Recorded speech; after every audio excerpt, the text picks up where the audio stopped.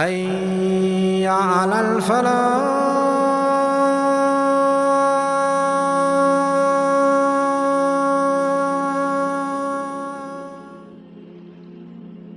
According to the explicit text of the Quran in Surah Hud, verse 44, the Ark of Prophet Nuh, Noah, came to rest on al-Judi, a decisive event marking the conclusion of the Great Flood.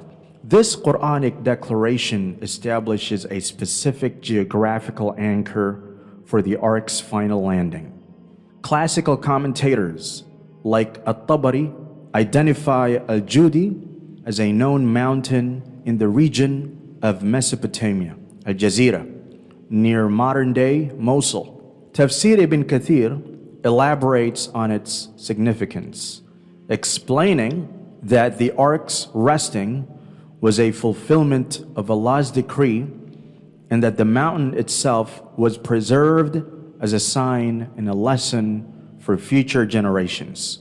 This event symbolizes the ultimate safety granted to the believers after a period of immense trial, representing the triumph of divine mercy and the beginning of a new chapter for humanity. The 9th century Persian geographer Ibn Khordadbeh identified the location of Mount Judi as being in the land of Kurds, Al-Akrad, and the Abbasid historian al-Mas'udi recorded that the spot where it came to rest could be seen in his time. Al-Mas'udi also said that the Ark began its voyage at Kufa in central Iraq and sailed to Makkah, where it circled the Kaaba before finally traveling to Judi. Yaqut al-Hamawi, also known as Al-Rumi, placed the mountain above Jazirat ibn Umar to the east of the Tigris and mentioned a mosque built by Nuh alayhi salam that could be seen in his day. And the traveler Ibn Battuta passed by the mountain in the 14th century. According to the holy books of the Torah, the Bible, and the Quran, the Prophet Noah tried to call people to believe in the one God for years, but few people responded positively. After receiving a revelation, he built a ship to house a pair of every living creature and those small few who believed in him.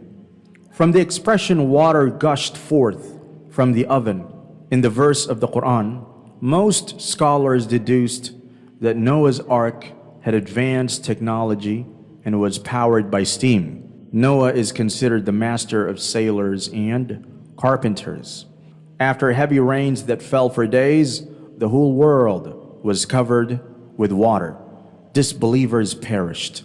In time, the waters receded, and Noah's Ark landed on earth. Noah and his family lived prosperously in this new land and multiplied. All of the humans throughout history were descended from Noah's 3 sons who got on the ark. All living things are descended from a pair of their kind taken aboard the ship. Although it is very ancient, the most commonly remembered historical event in all cultures is the flood. The Sumerian epic of Gilgamesh is based on the flood. Egyptian oracles, Greek philosophers, Persians and Chinese historians, Indian Brahmins, Welsh, Scandinavians, Maya, Aztec, and Native American legends all speak of the flood. Is there a mountain called Ararat? In the Torah, it is told that Noah's Ark landed on the Ararat mountains. The Assyrians used to call their neighbors who lived in eastern Anatolia and called themselves Hatti as Urartu. Ararat comes from Urartu. It means the place is irrigated by the Aras River. Today, this mountain is in the easternmost part of Anatolia, on the border of Turkey and Armenia. Armenians, one of the oldest Christian communities, call this mountain Mesis. It means mother of the world. Saint Nicholas of Damascus was the first to say that Ararat in the Torah was Mesis. The Armenians embraced this rumor, and thus it spread to the world. Agri, the name of Mount Ararat in Turkish, comes from the Kurdish word agir, which means fire. Agiri means fiery. Indeed, it was a volcanic mountain. It last erupted in the 1840s. Today, still, trees do not grow there. It is impossible to find water since the rocks absorb it. Nothing is heard but the roar of rocks rolling high above them with constant storms. For this reason, the Armenians also call Mesis the world of darkness. Once, there was a village called Arguri in a valley descending deep into the mountain. Above this, at an altitude of 1,800 meters, that is 5,900 feet, was the Saint Yaqub's monastery. According to the legend, the monastery was on the place where the Prophet Noah built the first temple after the flood, and there was a large cross made from the remains of the ark. The village and the monastery were destroyed in an earthquake in 1846. It is believed that just above the village, a small willow tree grows from a part of the ship, and that the Prophet Noah planted the vineyard next to the monastery. To the north of the mountain is the city of Nakhchivan, which means first seen. Nakhchivan was the first city established after the flood, and its name comes from Noah. Since 1829, European travelers and scientists have repeatedly climbed Mount Ararat and searched for Noah's Ark.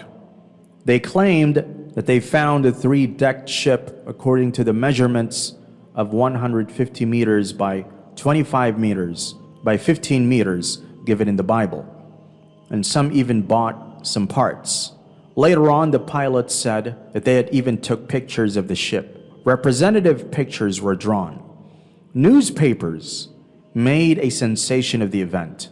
In fact, Americans built the Oregon warship according to these stories. The staunchest follower of this claim in Turkey was Republican People's Party, CHP, politician Kasim Gulak. It was later revealed that none of the stories were true. The items received did not pass the carbon-14 test. It turned out that what was thought to be a ship was a landmass that looked similar to a ship. Over time, it was claimed that this kind of research was a money trap. Researchers would advertise for days to find sponsors, going from church to church and giving paid lectures. Religious people did not shy away from donations. They would come to Mount Ararat, take pictures, and on the way back say, "We couldn't find it this time, but next time, definitely." After the debacle of Mount Ararat, foreigners headed for Mount Judi. The Quran clearly states that the ship was sitting on Judi. Then the word went forth, "O earth, swallow up thy water, and O sky, withhold the rain." And the water abated, and the matter was ended. The ark rested on Mount Judi, and the word went forth, "Away with those who do wrong." Quranic commentaries concur that Judi is a mountain near Mosul. Even literally, Islamic scholars praise this mountain for humbly taking on the ship. While describing the flood, the Babylonian priest Berosos, who lived around 250 BC, says that the ship sat in the Kurdian mountains and that its remains are still present, and the people even made amulets from its parts.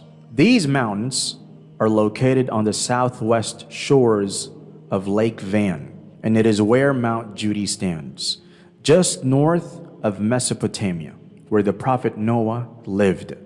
It is the only high mountain with an altitude of 2,144 meters, the most suitable for a ship to land on. The dove, which was sent to see if the flood was over, returned with an olive branch in its mouth. On the skirts of Mount Ararat, which is 5,137 meters tall, neither olive nor any other trees grow because of the cold, while the southwest of Judi is an olive grove. Today, at the foot of the mountain, there is a village called Hestan, 80s, believed to be founded by the 80 people on the ship that survived the flood.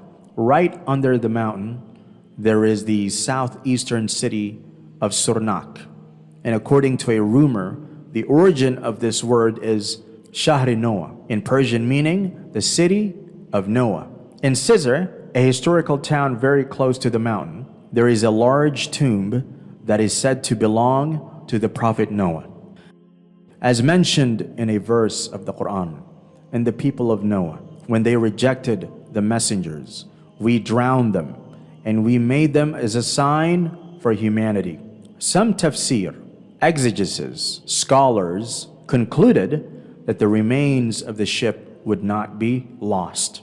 It is narrated that the Prophet Muhammad ﷺ once said, "There is something left behind from Noah's Ark, where the first of this ummah, Muslims, will catch up." This might have been one of the reasons that made people look for the ship.